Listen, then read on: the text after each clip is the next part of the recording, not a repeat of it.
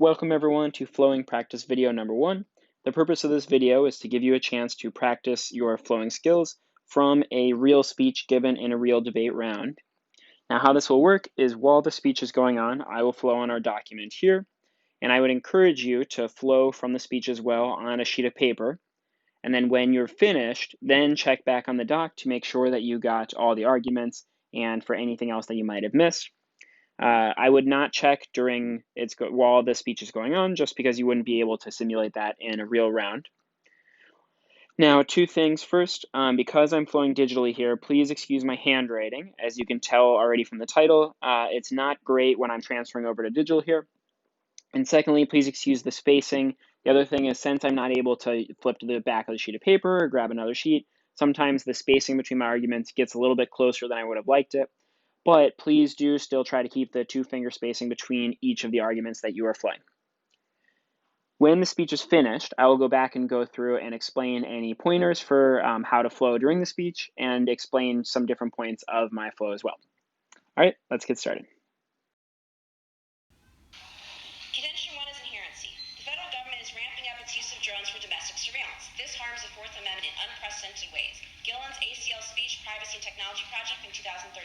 The use of surveillance drones is growing rapidly in the U.S. The U.S. Marshal Service experimented with using drones for domestic surveillance. As drones become more common, it's crucial for the government's use of these machines be transparent and accountable. Americans have the right to know how and if the government is using drones to spy on them. Drones are too invasive a tool for it to be unclear when the public will be subjected to them. The government needs to respect Americans' privacy using invasive technology, and the laws need to be brought up to date. Production of the Marshal Service underscores the need for federal law to ensure the government's use of drones remains open and transparent. Legislation to regulate the government's use of drones would enact a judicial and congressional oversight mechanism to require the government agencies to register all drones and get a warrant when using them for surveillance and prohibit the domestic use of armed drones. Contention 2 is privacy. The current legal framework is inadequate for confronting the privacy concerns posed by drones. Rothfuss in 2014. Unmanned aerial vehicles are now being deployed domestically for law enforcement and other purposes. The ability for drones to conduct widespread domestic surveillance has raised serious privacy concerns. Domestic drones have the potential to allow the government to effectively and efficiently monitor the activities of people across the nation. Current law does not adequately protect privacy interests from widespread surveillance that could result in unrestricted domestic use of drones. Next, the anonymity is a vital component of American democracy, which is undermined by drones, ushering a totalitarian state. Burrow, candidate for JD at New England School of Law in 2013. With a potentially handcuffed judiciary, the protection of anonymity falls in the legislature. Based on current trends in technology and a keen interest taken by law enforcement and UAS, it is clear that drones pose a looming threat to Americans' anonymity. UASs are likely to be equally embraced by law enforcement for more controversial purposes. There is no need for prison bars, chains, or heavy locks. The person who is subjected to the field of visibility of the omnipresent guard plays both roles and becomes subject to his own subjection. An omnipresent UAS circling the city may be similar to a panopticon guard tower. The mere thought of detection may keep streets safe from potential criminals at bay. However, the impact on cherished democratic ideals may be too severe. Government surveillance stifles the ideal that American society thrives on free spiritedness in the public. Without the right to walk the streets free of fear of high surveillance, our American values would dissipate into that resembling a totalitarian state that attacks the idea of privacy as immoral and asocial and part of the cult of individualism. Next, this dehumanization justifies the worst atrocities. Burrow, 2013. A mere suspicion of UASs flying high in the sky can have a chilling effect on democracy. Bug flight is the official term used by U.S. authorities when humans are killed by drone missiles that deliberately employs a psychological tactic to dehumanize targets to overcome their inhibition to kill. It was Hitler who coined the phrase in Nazi Germany. In the Rwandan genocide, Tutsis were described as cockroaches. This is not to infer the genocidal intent of U.S. drone warfare, but rather to emphasize the dehumanizing effect of the terminology. Will John and Jane Doe be the casual saunter become part of the next group of bugs to be swatted in the name of effective law enforcement? Thus, we present the following plan. The United States federal government should curtail the use of domestic surveillance by requiring law enforcement agencies to obtain probable cause search warrants prior to conducting aerial surveillance. Contention 3 is solvency. Establishing limits on drones is the only method for revitalizing the Fourth Amendment. San Pedro, JD candidate, Stenson University College of Law in 2014. While state statutes attempt to limit law enforcement's ability to use drones, those statutes do not adequately address the duration of the surveillance or the sophistication of the technology. Including the edgy and circumstances language into the legislature will allow law enforcement agencies to better understand the circumstances that would prevent the use of a drone. Legislation imposing a time restriction on the duration of surveillance will provide law enforcement agencies with a bright line that facilitates application across the board. The proposal will comply with current Fourth Amendment jurisprudence regarding flyover aerial observations. This approach would allow law enforcement to be exempt from the warrant requirement in exigent circumstances, while allowing them to obtain a warrant from a neutral magistrate when law enforcement intends to conduct long-term surveillance, ensuring that the law enforcement agencies comply with the warrant requirement of the Fourth Amendment and respect citizens' privacy rights. I now stand open for cross-examination. All right, I hope everyone was able to get all of that. If not, one thing to note is that that speech was going a little bit fast. So you may have, seen students speaking faster than that in your districts, or maybe, you're used to people speaking slower. That's a good pace to start with, though, because if you aren't used to that, it's still at a good pace that you can sort of get used to it as you go along and try to start to speed up. And if you're used to people speaking faster than that, then this is still a good chance to check back and practice the, sort of the basics and the fundamentals of flowing here. Because if you can flow this perfectly, then that means you can start to improve and get, perfect flows for when people are speaking faster as well.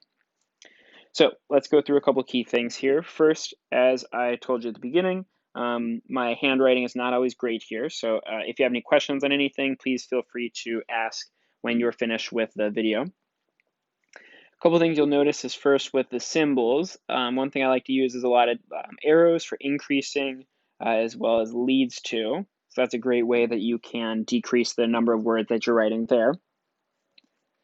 I always try to get the name and the year, so the citation from each argument, and then I try to draw a line underneath because that can tell me that the card, that the tag of the card is finished there. And then that helps to differentiate in some speeches where you may have some analytic arguments being made, because that can help you remember that if there's a citation there and then the line, that helps you know, okay, that was a carded piece of evidence. I can ask for that if I need to see what argument they were making. And then while I'm waiting for the next card to be read, I like to try and pick out some key warrants from the evidence that was read there. Now, will I necessarily need it, or will that come up in the debate? I may not know. But if I can maybe pick this out right now, if I'm the 1NC, if I'm giving the next speech, what I can tell is, okay, this Gillen's evidence is specifically talking about warrants, and they're calling for no armed drones in this case. So the specifics in their evidence, if I can hear that, then that's time that I don't need to use in prep to read through this evidence. So that does really help to get the warrants that you can there. If you don't get it, for example, if you aren't able to pick out some warrants, that's totally fine, because I'm still able to tell from the tag that what this Rockman piece of evidence is saying is that right now the laws on drones are inadequate. But if you do have some warrants, that does help you to sort of figure out what, a little bit more in detail, the argument the piece of evidence is making. Now, if you don't recognize these arguments, that's totally fine. This speech was from a intro debate from the high school topic 2 years, oh no, longer than that, 2015-16. So that would have been 5 years ago now, wow.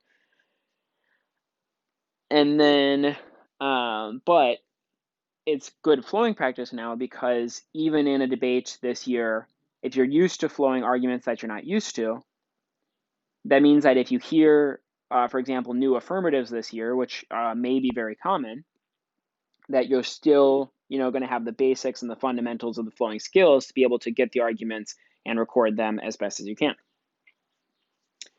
A couple other things here. First, the plan. You always want to make sure you get the plan there, especially if you're in a district that allows counterplans and stuff.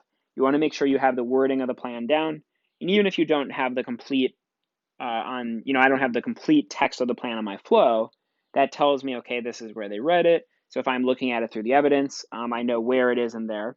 But also I can help to just start to get an idea of, okay, I know it's federal, so they said USFG, so, they didn't specify courts, or they didn't specify Congress. So that can help me start to think about who the actor of the plan is. And then one main thing they talked about was getting a warrant for surveillance. So that can also help me to start get to my case takeouts, my case negatives, because specifically I'm looking for, the specific ones that are based on warrants. So why am I requiring a warrant for surveillance specifically be bad? Solvency is a specific, I like to use circles for specific terms that you see come up a lot.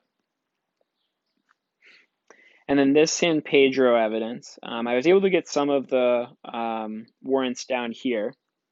But solvency evidence, especially if you, for example, maybe are reading a counterplan, or if it's a very specific affirmative that maybe you want to make some like specific links to for disheads or stuff, solvency evidence is a great place to start because they are often the place where the exact proposition for the plan, San Pedro, this evidence here, they are the person that is saying the USFG should do this.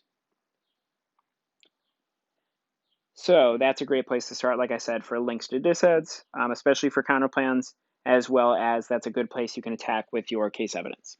So keep that in mind.